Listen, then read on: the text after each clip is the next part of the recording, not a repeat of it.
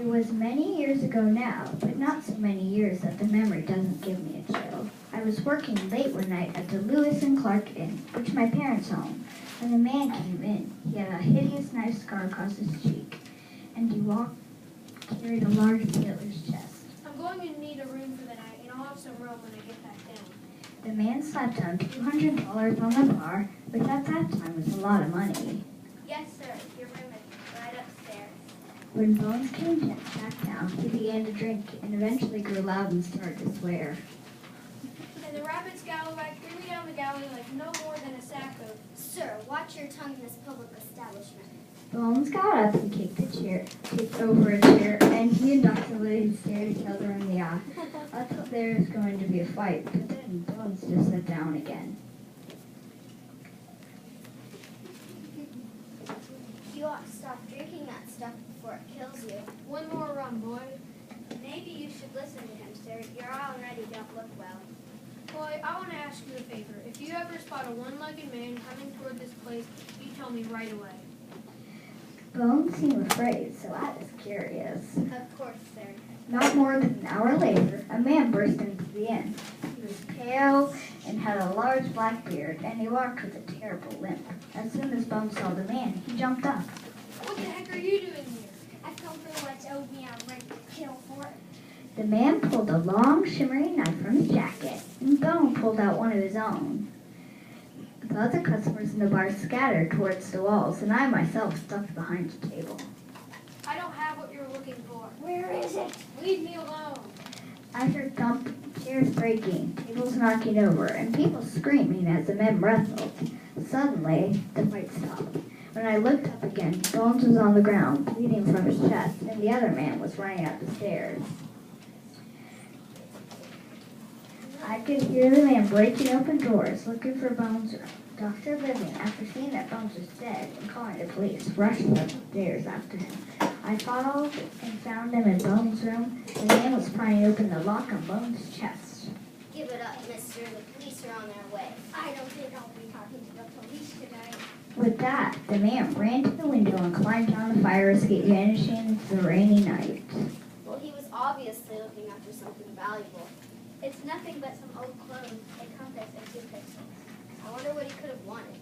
But wait, the bottom of the chest looks false. I believe you're right, Tim. And underneath is money. And it looks new. And what's this? It looks like a map. There are 3 crosses on it, that island, and it looks as if there are some notes here with the name Captain Flint on it. Dr. Living and I left before the police questioned us. I hated sneaking around and lying to the police. I knew one man had already been killed for what he knew. Dr. Living suggested that we take the map to Robert Jacks, a retired fishing captain who might know the island. More importantly, he was trustworthy. We think we know what the murderer was looking for, Jax. The man had a big beard and walked with the left. As though he was wearing a wooden leg. I think I know what this map is. If the story is true, and it seems true enough to kill for, then this island could have a lot of money buried on it. During World War II, Captain Glenn and his men hijacked a military ship carrying paid for 10,000 soldiers and officers. The ship was disguised as a fishing vessel so it wouldn't attract attention, and it wasn't well armed. Glenn took the payroll, and hid most of the money. Eventually, he was caught and put into prison, but he never revealed the location of the money. Almost every crewman from his ship has since been killed. Jacks thought he knew the island on the map. I always thought the tale of Captain Flint was a legend, but it seems true enough. If this map is correct, we've got a treasure to find. We're agreed. Jax, you'll plan the voyage, and Tim will serve as the captain for it. He should have a share of the treasure to help prepare his parents' dinner. It was every boy's dream to go on a voyage to search for buried treasures. I couldn't have asked for a better adventure. The next weekend, we were ready to sail on the Spokane, led by an old friend of Jackson, Captain Elliot. Elliot's crew was safe enough, except for one man who went by the name of John Gold. He seemed familiar somehow. He was clean-shaven and was missing his left leg from the hip down. He used a wooden leg and a crutch to get around. Plus, he had a green parrot on his shoulder. John Gold's the name ship's cook, Sam Hawkins. Well, you look fit for an adventure. I hear we're sailing to find some silver. I had thought Jax was going to keep the money a secret. John Gold seemed to know more than he was supposed to. I wouldn't know. I'm just the cabin girl.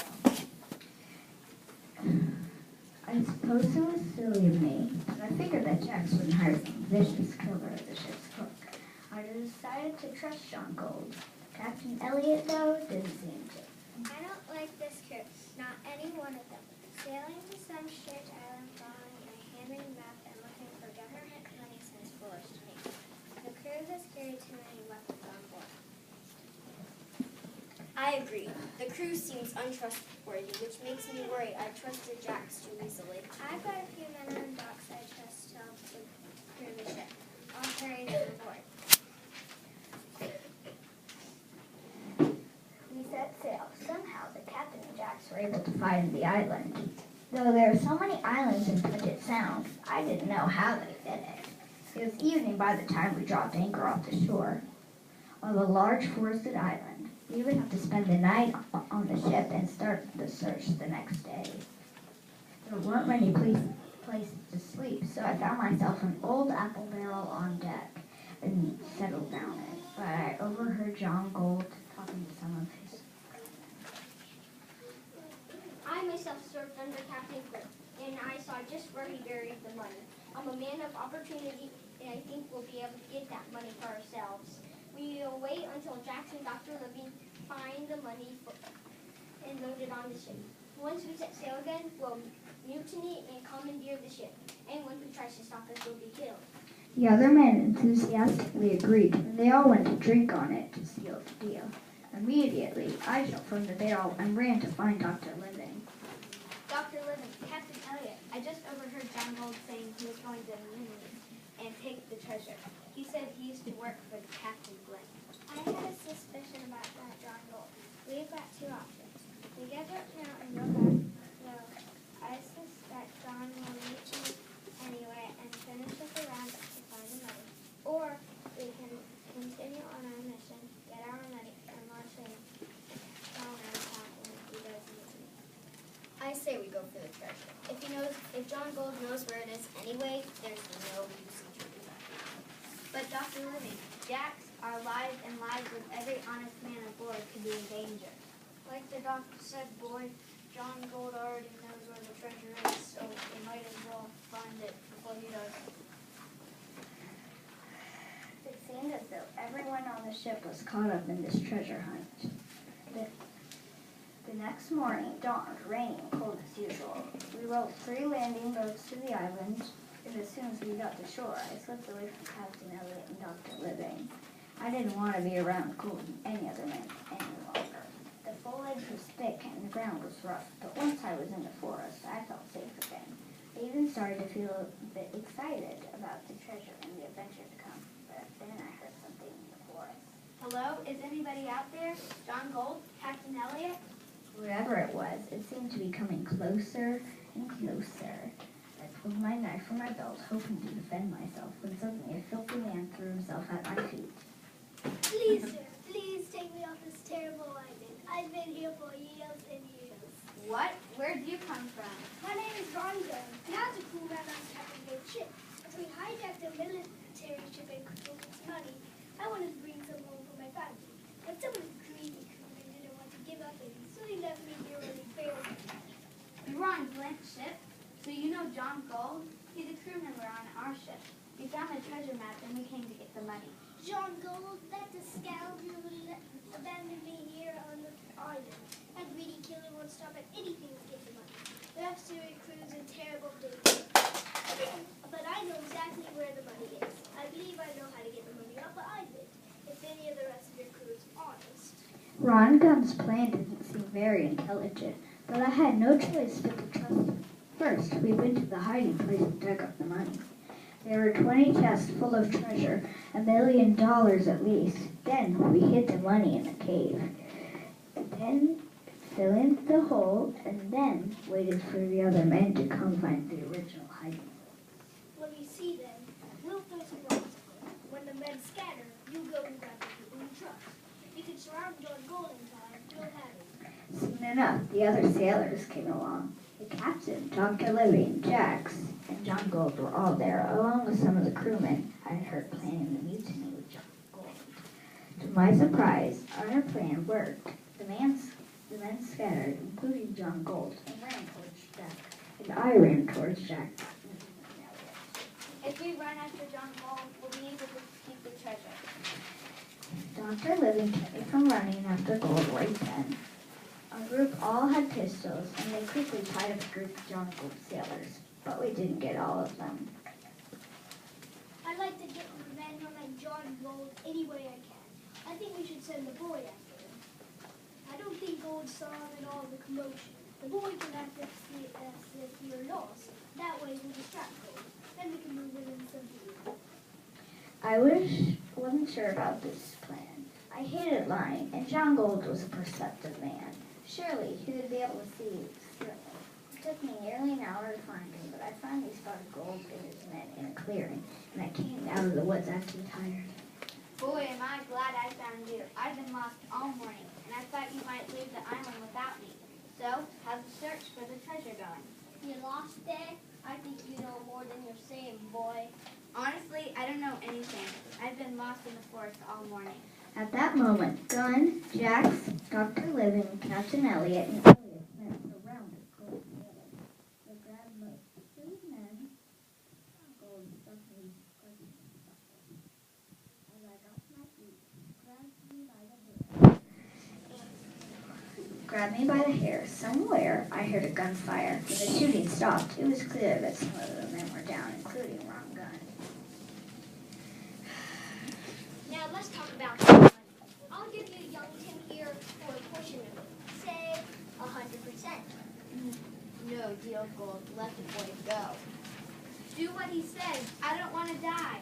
Well, then I guess we have ourselves a standoff. Ron Gunn and I moved the money. I'm the only one who knows where it is now. So if you don't let me go, you won't get any of theirs. John Gold seemed to be having showing attention, but he didn't seem happy at that. Okay, boy, here's the deal. You lead me to the money, give me whatever I want, and I'll let you go. But my conditions are no one tries to kill me, and I'm allowed to leave the island in one of the landing boats. Do we have a deal? Please do what he asks. I suppose we have a deal. John Gold tied a rope around my waist, tied the other end to his waist, and kept his gun at my back. All the other men followed me to the cave, where Gold ordered Captain Elliot, Jax, Dr. Living to move some of the boxes down to the shore. But when we were nearly finished, some of Gold's men suddenly jumped out of the forest. They must have gotten away in the confusion and gunfire. I suddenly felt a shooting pain in my shoulder. When I looked down, there was a knife on the ground, blood trickling out of my shirt. The rope around my waist had been cut, and John Gold was gone. He seems to be okay. The knife is pierced his skin. We'll get him home and he'll be fine. But then that's why John Gold went. Or on money. We gathered what little money was left and helped the rest of the crew back on board the ship. When we got back to Seattle, we returned the money over to the authorities and told them that John Gold was somewhere in Puget Sound with the rest. They gave us a $25,000 reward, which I thought was a lot less than the total amount of the treasure, but it was enough to fix my parents in. I was just glad that our adventure of treasure on Puget Sound was over.